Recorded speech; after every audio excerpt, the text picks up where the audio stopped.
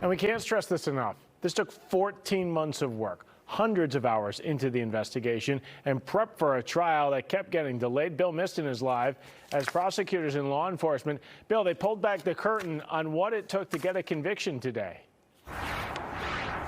Yeah, and this case was not clear-cut, even from the beginning. It was a puzzle, and there are pieces that are still missing. Parts of Sade Robinson's body still have not been found, and we still may never know how Robinson died. Prosecutors and law enforcement say even with those gaps, their goal was to paint a picture for the jury.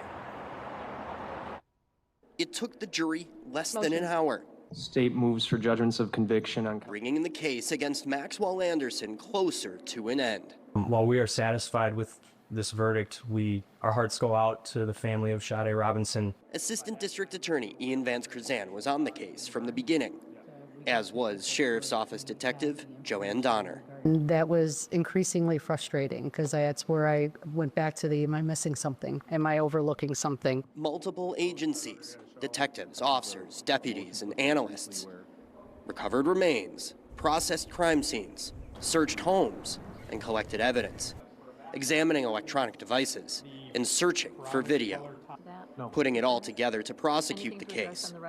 Nearly 500 exhibits and 62 witnesses called to the stand over 8 days. No, I've never called that many witnesses, but that was necessary to lock in the timeline and be very clear.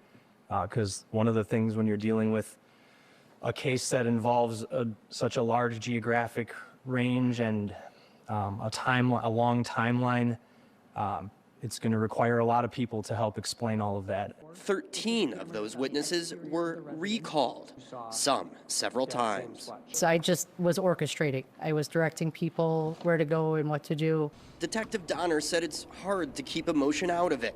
That I did go back to my office after the verdict and I had a good cry because I finally got to have that emotion.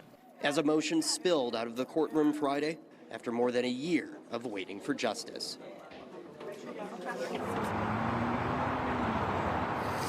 Now Anderson will return to that courtroom at least once more for his sentencing.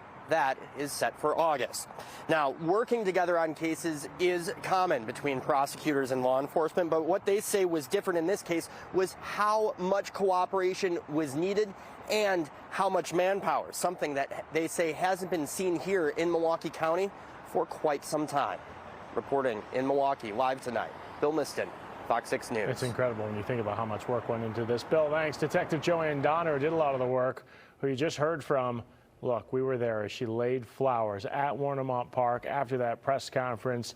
She says she worked only on this case as the lead detective for 14 months and would often go to the park on her own time to search for clues. The sheriff's office says she has a different homicide case going to trial on Monday.